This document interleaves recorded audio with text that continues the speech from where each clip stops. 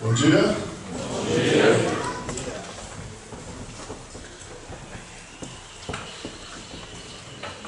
Eu creio que nós temos esses privilégios como cristãos, como crentes, termos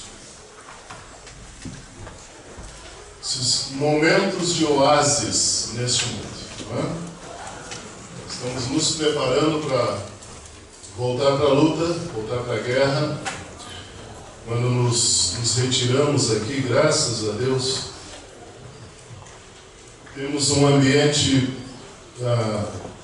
bastante favorável para não só pensarmos, mas bastante favorável para decidirmos, para escolhermos, para vivermos as bênçãos da vida cristã e nos fortalecermos.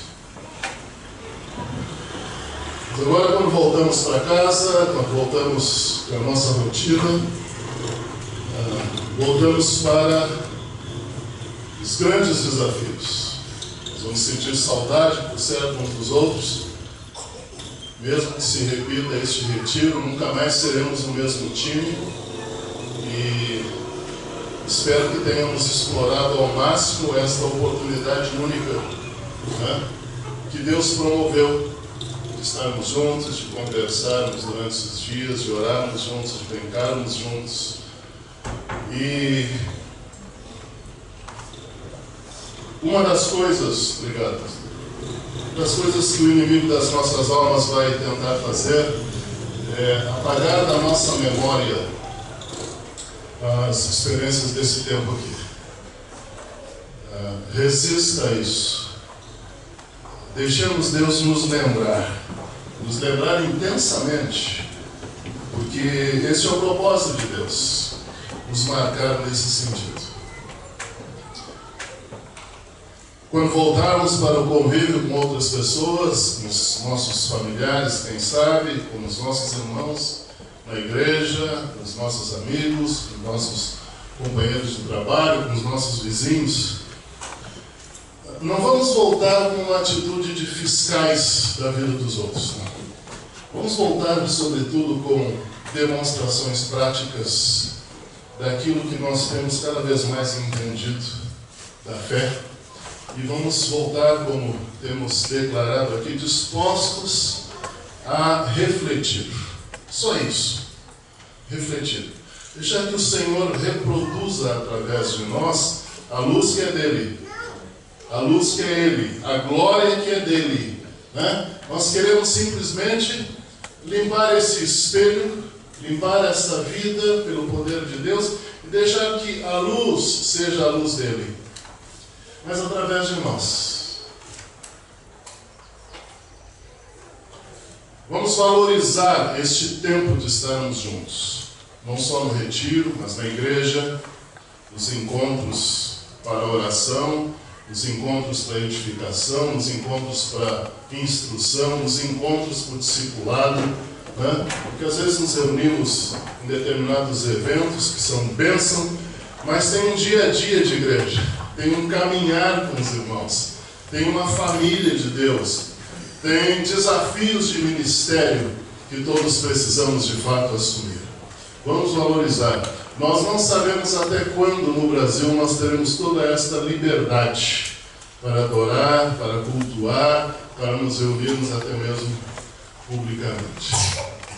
Então vamos valorizar isso. Vocês já devem ter ouvido essa historinha, mas ainda no tempo lá da cortina de ferro, parte oriental da Europa, quando cristãos eram proibidos de fazerem reuniões públicas, uma jovem ia para um tempo de oração e estudo da palavra com a sua igreja, lá num porão, lá num canto. E ela foi abordada por uma autoridade a caminho desta reunião. E o guarda perguntou: para onde você está indo? Ela disse: Meu irmão mais velho morreu. Deixou um testamento para nós. E eu quero ver a parte que lhe toca. Na verdade é isso. Quando nos reunimos, nós lembramos que Jesus morreu por nós. Mas não nos deixou órfãos. Nos deixou herança. Nos deixou um testamento. Nos deixou promessa. E nós vamos sempre buscar saber a parte que nos toca nessa herança. Amém? Precisamos valorizar isso. Precisamos valorizar isso. Lembro de uma outra historinha que um missionário contou, verídica.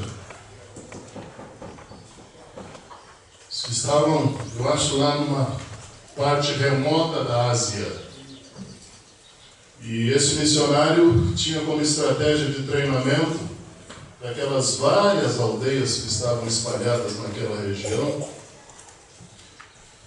Ir à aldeia, escolher algumas pessoas que ele percebia tinham liderança sobre aquele grupo, e às vezes de 3 em 3 meses ou 6 em 6 meses, ele chamava esses líderes para sua casa, que às vezes ficavam a quilômetros, 20, 30, 40 quilômetros de distância da aldeia, e reunia no final de semana esses líderes. E o que ele fazia? Abria a Bíblia, já que eles não tinham a Bíblia traduzida no seu idioma, e eles passavam um final de semana memorizando versículos, para que esse líder, voltando para a sua aldeia, por meio desses versículos memorizados, reproduzisse isso para aquele grupo.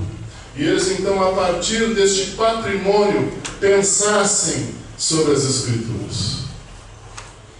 E num determinado final de semana eles fizeram isso. E foi naquele grupo de líderes uma senhora, já idosa. Ela foi, memorizou cerca de 20, 30 versículos. E depois se deslocou, caminhando para a sua aldeia.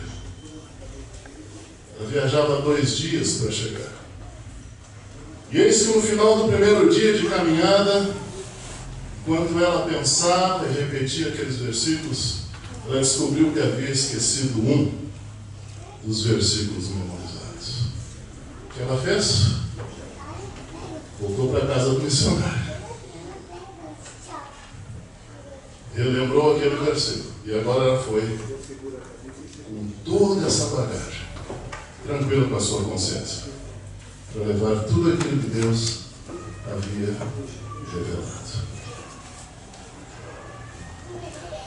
Valorizar as Escrituras, valorizar o privilégio que nós temos.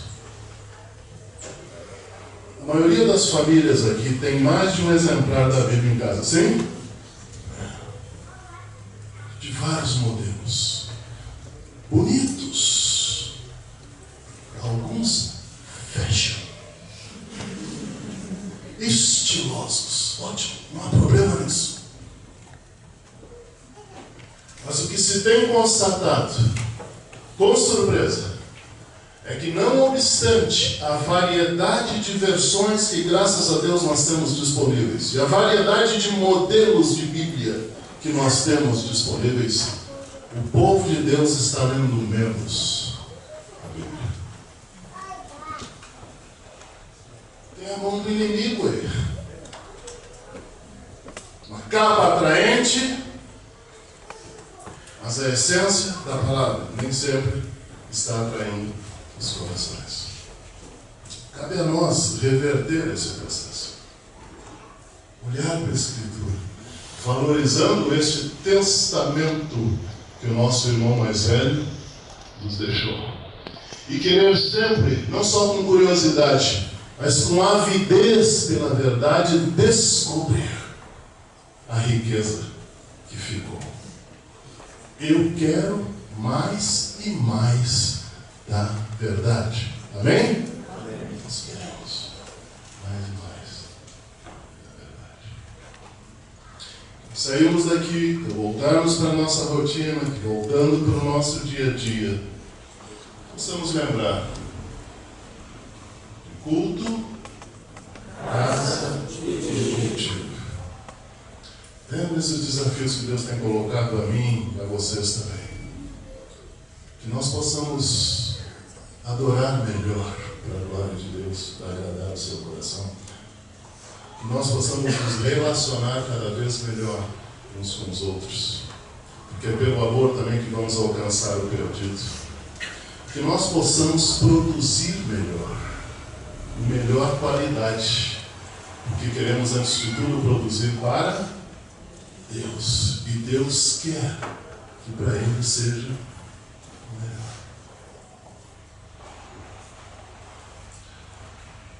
Volte a Efésios 2, por favor.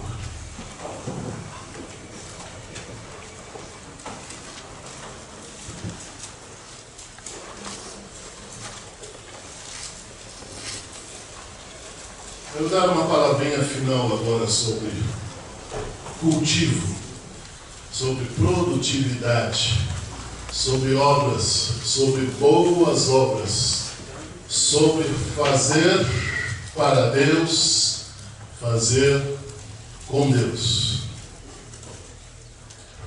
Ontem nós vimos naquele ambiente original lá atrás, que Deus havia preparado tudo para que o trabalho fosse espaço de bênção, né? E uma das coisas que lembramos, se trabalho é bênção, não façamos dele o quê? Maldição.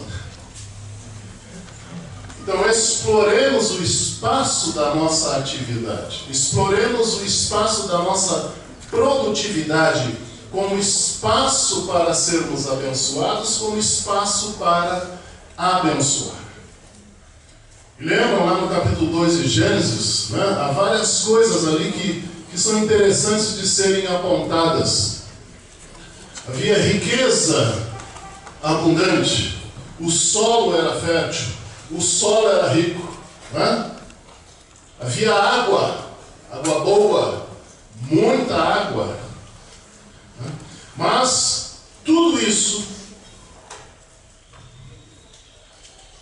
não seria nada se não tivesse um projeto divino para o trabalho. E é muito interessante, porque podia tudo ali, diz o texto, menos uma coisa. Podia tudo, menos uma coisa. Comer da árvore do conhecimento do bem e do mal. O homem vai, toma uma decisão de, em lugar de fazer tudo o que podia, fazer a única coisa que não podia. Falta de inteligência. Isso.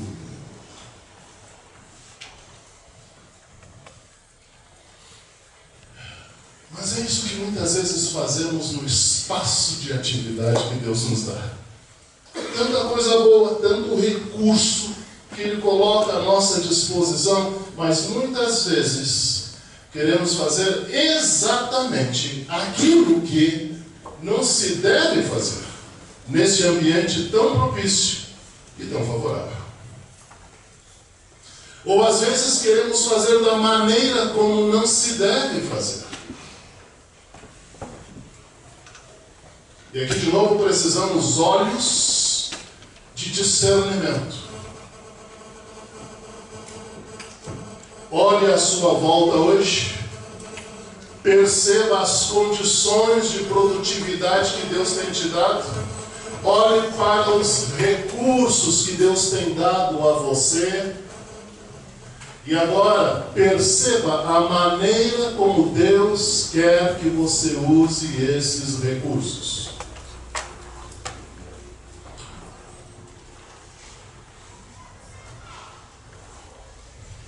Então a questão prática e fundamental: o que fazemos com aquilo que Deus nos deu? para fazermos o que precisa ser feito. Para aqueles que estão pensando em termos de profissão e trabalho, olhe para as oportunidades de servir neste mundo. Aqueles que só pensam em dinheiro, olham para as necessidades das pessoas pensando só no quanto eu lucro com isso. O cristão também olha para as necessidades das pessoas, mas a pergunta é diferente: como eu posso ajudar isso?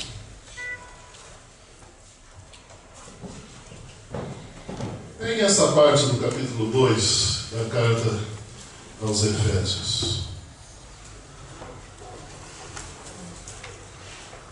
Verso 8, 9 e 10. Porque pela graça sois salvos por meio da fé. E isso não vem de vós, é dom de Deus. Não vem das obras, dos feitos, da produtividade, da atividade, das nossas iniciativas, da nossa capacidade, para que ninguém se glorie. Agora, porque somos feitura sua, criados em Cristo Jesus, para boas obras, as quais Deus antes preparou para que andássemos nelas. Algumas versões dizem de antemão. De antemão. Nós não somos salvos pelas nossas obras, mas nós somos salvos para produzir obras. Cremos nisso? Sim. Agora, o que tranquiliza o meu coração?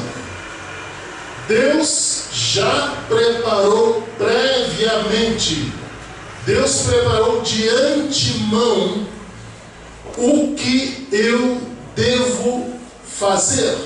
Vou repetir isso. Deus já preparou de antemão o que eu devo fazer. Ou seja, eu não preciso inventar nada em termos de trabalho, de atividade. Deus já de antemão preparou um projeto. É isso que a Bíblia está dizendo. E eu creio nisso, amém? O apóstolo Paulo, inspirado por Deus, então, está me dizendo o seguinte: houve uma nova criação. Ou seja, começou tudo de novo em Cristo Jesus. Então eu não preciso ficar me lamentando: ô Adão, como é que você me faz uma... Não, em Cristo é possível começar de novo, inclusive naquilo que vamos fazer ao longo da nossa vida. Então aquilo que vimos na primeira noite, e aquilo que tem sido esse texto áureo, né? Esse texto principal do nosso encontro, estas obras que os homens precisam ver, não precisam ser inventadas por mim, elas já estão de antemão preparadas. Então há toda uma carreira aqui de atividade, há todo um fazer projetado. Agora concordem comigo, que triste deve ser alguém passar por esta vida tendo obras, atividade, produtividade preparada de antemão, um plano completo em detalhes, e se passar ao largo disso tudo enquanto se existe. Bota desperdício nisso. Isso quer dizer, eu quero me encontrar a cada dia com este projeto que Deus preparou. Amém? Eu quero perceber, eu quero discernir. E diz o texto que isso está diretamente ligado à salvação. Isso está diretamente relacionado com a manifestação da graça que salva. está diretamente relacionada à misericórdia de Deus na minha vida.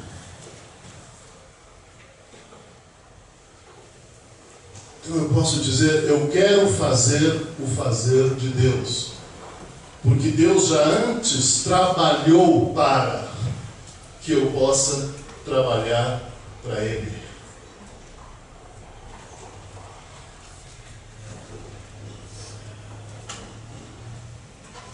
Quando estávamos dormindo e descansando, Deus estava trabalhando. E é tanta coisa que Deus fez essa madrugada que passou que nós não percebemos. As coisas não pararam de funcionar. Que a gente pudesse acordar, levantar, desfrutar de tantas coisas, Deus estava trabalhando. Deus entende de trabalho. Deus entende de produtividade. Então, se Deus preparou de antemão, Deus preparou coisa excelente, amém? Preparou coisa excelente. Eu não quero desperdiçar esse projeto de Deus.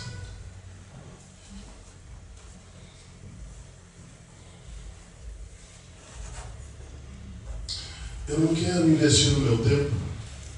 Eu não quero investir na minha capacidade, eu não quero investir no meu suor, eu não quero investir no meu fôlego, eu não quero me desgastar investindo a vida naquilo que é exatamente o que Deus não quer que eu fique fazendo. Eu quero olhar à minha volta, um fim em si mesmo. Mas ele fala também sobre a maneira inteligente de lidarmos com o trabalho, com a atividade. E aí um texto clássico, alguém lê por favor, capítulo 9, versículo 10, do livro do Eclesiastes. O que as suas mãos tiverem que fazer, que o façam com toda a sua força, pois na sepultura, para onde você vai, não há atividade nem planejamento, não há conhecimento nem sabedoria.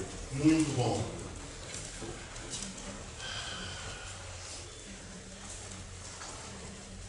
Escolha uma coisa para me dizer aqui sobre o que chegou às suas mãos para fazer. No momento da sua vida hoje, pensa numa coisa que chegou às suas mãos para você fazer. Reforma da igreja. Hã? Reforma da igreja. Chegou às suas mãos para fazer a oportunidade de ajudar na reforma da igreja. Uma coisa que tem chegado à sua vida. Tantos. Trabalhar com pessoas com problemas na área conjugal. Trabalhar com pessoas com problema na área conjugal. Há uma necessidade e oportunidade para atender. Voluntários. Uma coisa hoje que tem chegado às suas mãos para fazer. Você percebe claramente. Trabalhar com as crianças na igreja. Muito bom. Uma coisa que tem chegado às suas mãos para fazer.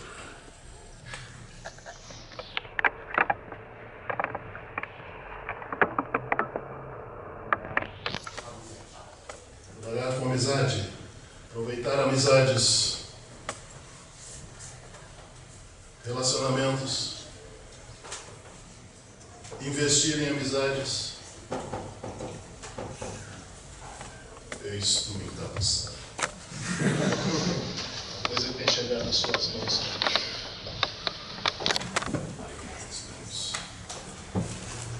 Oportunidade de trabalho que tem chegado.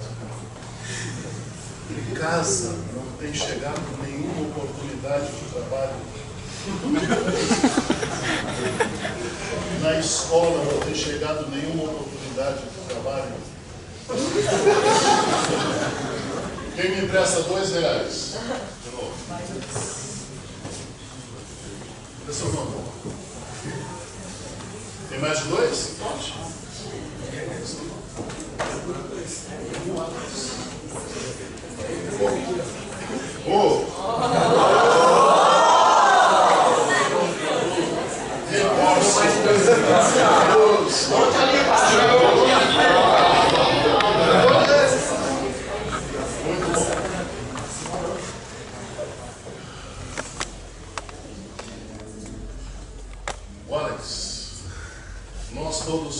testemunhas. Nós vamos arranjar uma coisa para você fazer.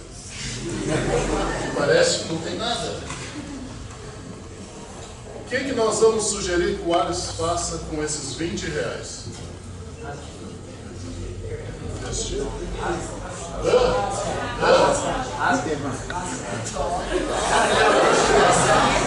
Você vai justamente naquilo que sabemos que Deus não quer que façamos?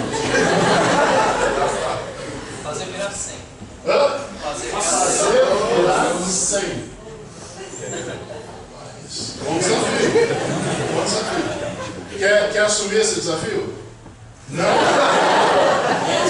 Então lembra de uma coisa que Deus já trouxe para você fazer. Lembra lá. Lembra agora? Ainda não? Então vou. Vamos lá. Tem livraria evangélica aqui em Monte Verde? Tem? Não? Não? Livraria evangélica? Não? Wallace, o que você gostaria então de fazer? Nada? Eu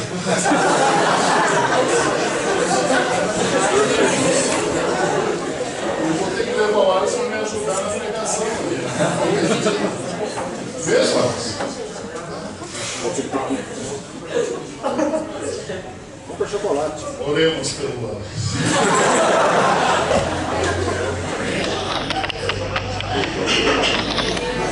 O que o texto diz? Faça conforme as suas forças, a sua capacidade, aquilo que estiver ao seu alcance.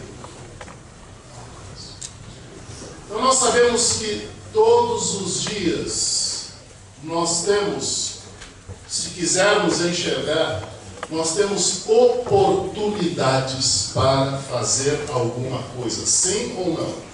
Sem dúvida. O que Deus espera de nós é que façamos em conformidade com as condições que Ele já nos tem dado.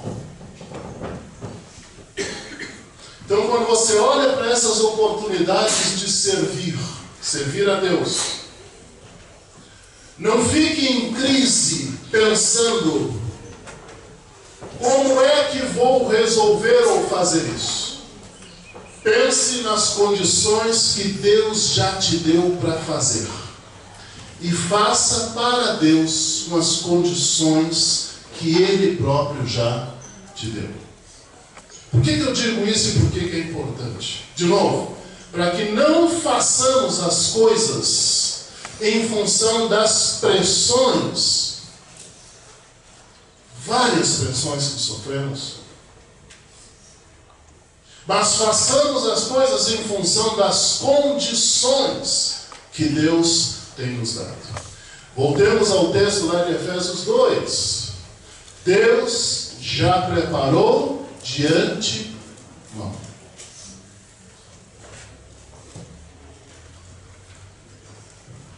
Porque muitas vezes ficamos pensando: ah, se eu tivesse isso, ah, se eu conseguisse isso, quando eu tiver esta ou aquela condição, então não.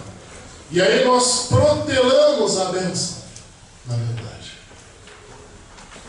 o apóstolo Paulo, escrevendo aos cristãos lá em Corinto, no primeiro capítulo daquela carta, vocês lembram que aquela carta é uma carta dura, uma carta onde ele vai confrontar pecado, é uma carta onde ele vai chamar a atenção do pessoal, é uma carta onde ele vai falar de uma forma muito rígida sobre a necessidade da santidade. Aquela poderia ser uma epístola, uma correspondência só de reprimendas, só de disciplina. Mas o apóstolo Paulo abre aquela epístola com uma mensagem de esperança. E uma das coisas que ele diz para aqueles irmãos lá: em tudo vocês já foram enriquecidos nele, Jesus Cristo. O que ele está dizendo na verdade? O cristão já tem tudo aquilo que precisa para fazer o que Deus quer que façamos. Vamos tornar isso pessoal. Eu já tenho em Cristo tudo o que preciso para fazer o que Deus quer que eu faça. Você crê nisso? Então não fique protelando o fazer. Não fique protelando o realizar. Não fique protelando o produzir. Não antecipe nada. Mas não atrase nada. Há coisas que são para serem feitas hoje. Há coisas que são para serem feitas agora. Use os recursos que Deus já te deu. Vindo as suas mãos para fazer, fazem conforme as forças que Deus já deu. As condições que Deus já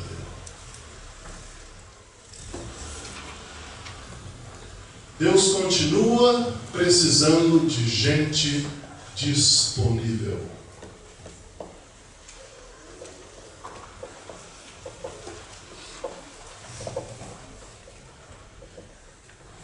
Faça para Deus na sua profissão. Faça para Deus nos seus estudos. Faça para Deus no seu treinamento. Faça para Deus nos seus relacionamentos. Faça para Deus.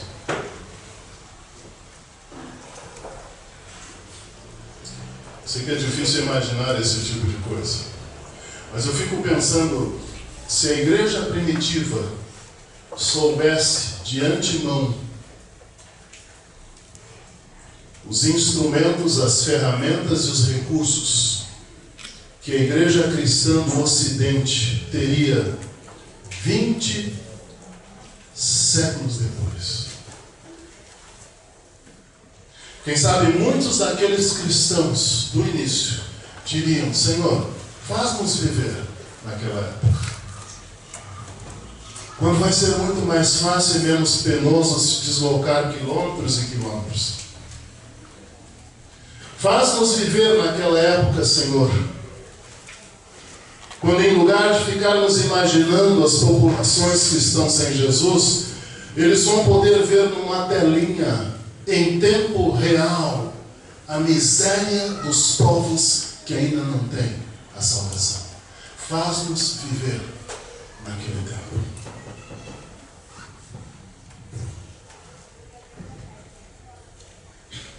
O tempo que nós estamos vivendo, com os recursos, com as ferramentas, com as oportunidades, com o potencial que temos como Igreja de Jesus, foi tempo sonhado por muita gente que veio antes de nós.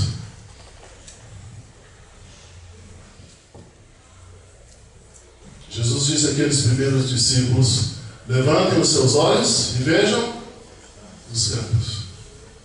Hoje, quem sabe, nós contextualizaríamos dizendo: baixe os seus olhos para a tela do computador e veja os campos que estão brancos, prontos para colheita. O que estamos fazendo para Deus com todas as condições favoráveis que Ele deixou na nossa volta?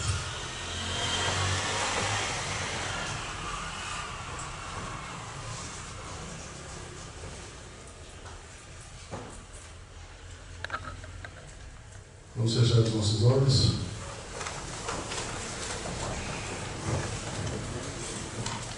Lembra que eu disse ontem, vamos romper esta tradição de separar vida secular e vida sacra, vida sagrada. Se você olhar para o Antigo Testamento, para o Novo Testamento, uma coisa vai chamar a sua atenção. A maioria das pessoas que Deus usou para a expansão do Evangelho não eram sacerdotes de carreira. A maioria das pessoas que Deus usou para a expansão do Evangelho eram homens e mulheres, eram jovens, eram crianças, eram adultos, que tinham uma vida comum, que tinham uma atividade comum. A grande diferença, eles estavam disponíveis onde Deus os colocava. Essa é a grande diferença. E foi assim que o Evangelho chegou até nós. Em muitos dos lugares onde o Evangelho chegou e alcançou os seus avós, alcançou os seus pais, as pessoas que comunicaram esse Evangelho eram profissionais, às vezes profissionais da saúde, às vezes profissionais da construção civil, às vezes eram mercadantes, às vezes eram vendedores, às vezes eram viajantes, às vezes eram caminhoneiros, às vezes eram professores. A grande diferença, eles estavam disponíveis para fazer o que estavam fazendo para Deus, para usarem os seus espaços de profissão, para usarem os seus relacionamentos como oportunidade para fazer aquilo que mais interessa a Deus fazer na face da terra com a humanidade: salvar a humanidade.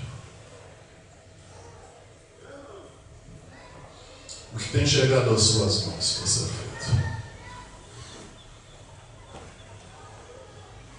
Deus tem preparado em detalhes para cada um de nós um projeto de produtividade, de atividade. E nisso eu quero ser fiel. Quero ficar atento e disponível.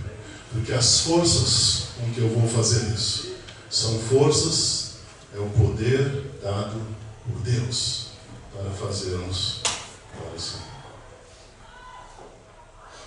Mas isso depende da nossa decisão. Isso depende da nossa escolha. E nós escolhemos servir a Deus. Você pode dizer na sua oração de todo o coração: Senhor, pode contar comigo. Eu vou investir na minha vida fazendo para o Senhor. Em nome de Jesus, irmãos.